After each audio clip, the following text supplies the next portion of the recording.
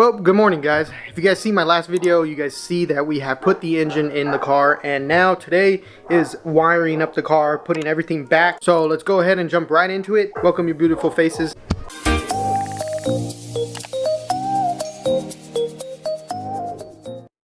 So as you guys know, the whole thing is in here, and basically everything is loose. Like everything is just disconnected, not on, everything. So goal is to just get all the wiring hooked up. What's a really pain in the butt is these little knock or cam sensors. I don't know if you can see one plug-in right there, that plug-in. There's two of them. There's two on each side. So over here and there, and then there's also the crank sensor that we got to get in. So these are the only pain in the butt to get in, but everything else is kind of easy, or well, pretty straightforward, because you got the injectors, you got the spark plugs, and then the mass sensor and everything else. But overall, it's really not that hard to plug everything back in. So don't let all that stuff confuse you guys. I know there's a lot of people that are confused about wiring harness. A couple minutes later, the car is all wired up. All the wiring harness is all put back together. It legit is super easy. It is not hard at all. All you have to do is just watch where the wire falls, and you literally just plug it in. It's you can't really mess it up because only the plugs go in where they're supposed to be. So now the next step would be is to get the 4 torque converter bolts on, but you need to have somebody up front turning the crank to get to the torque converter bolts. I'll try to show you guys as best as I can, but I'm gonna go get some help right now so they can turn. All right, so we had a little hiccup, but anyways, the transmission's all good. And those torque converter bolts are right, that bolt right there, that's the torque converter bolt.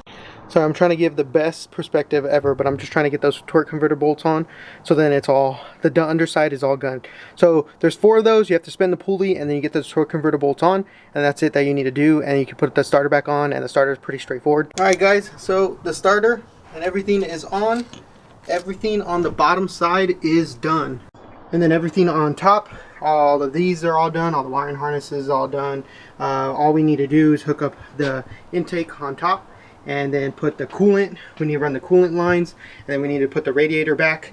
Then after that, we can do all the vacuum lines, then do the exhaust work, and then put all of the vacuum lines into our new vacuum block that is going to be right there.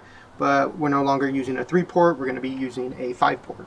Alright guys, so I try to show as much as I can for the torque converter bolts, because those are the ones that give me the most problems when doing the engine disc removal and installing it back, because it's hard to really line up the flex plate and the transmission if you're leaving the transmission in. But if you're taking it out, you don't have to worry about it. So this is the whole goal for today, is to get this top side on, get the back part filled with coolant, so I can get this on, the lower intake manifold on, and then that manifold all the way over there. So first things first is we do got to fill the back part with some coolant. Alright, there's nothing to it, but the top or lower intake manifold is on. I filled it up with coolant, so now it's all here. Greased this all up, and I wiped down everything. So now we just gotta get the top one on. Alright, got the fuel lines in. Now I just need to take those off and then get the manifold on.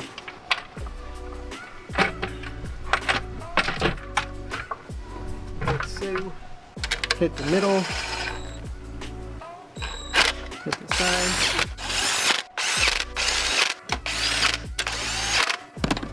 Perfect, all done. Alright, and just like that, the whole car is put back together. Got the manifold on, got all the wiring hooked up, all the vacuum lines and fuel line. All we need to do is just put on the belt for the AC, put all the coolant pipes, run the intercooler pipe.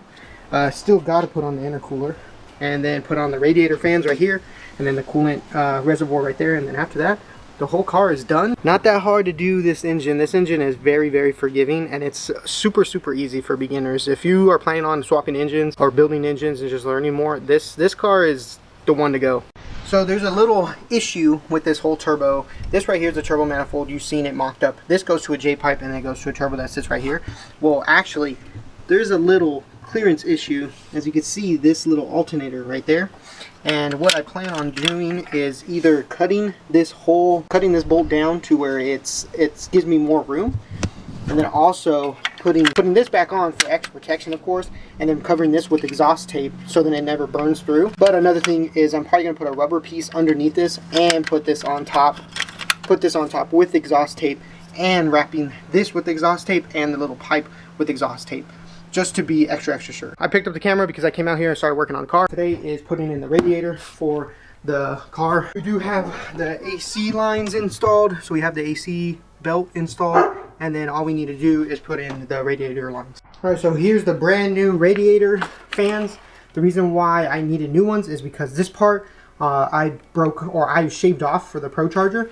So if you guys see right here, that part right there is all shaved off for the Pro Charger. This side can still hold the coolant housing, so that's why I needed to buy a whole new one. Right, so I got the old wiring all wired up. Goes like that, snakes around up there, and then this goes down there. Go in, so it goes down here like that.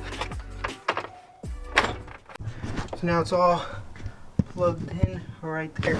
This problem, there might be a little problem right here with this AC line. I tried to bend it out, but this right here might vibrate right there, and that might cause AC lines to vibrate going to the engine. So I might have to put like a small soft thing right there, or make it where this is bent. Yeah, that won't hit anything. The thing about AC lines, you can bend these out of the way because they're aluminum, but you gotta be careful because you don't want to separate that puppy right there. All right, so unfortunately I can only get this radiator hose on. I can't get these ones on yet because I have to wait for the coolant tank to come in. I did get an upgraded coolant tank, so once when those get on, then I can finish up these lines, and then we can finally start getting to the turbo side and the exhaust and all that. I'm gonna leave it here. I hope you guys enjoyed the video. We're one day closer. Every day that goes by, we're getting closer to starting this Singer turbo build. And like, comment, subscribe. If you can believe it, you can achieve it. I'll catch you guys in the next episode.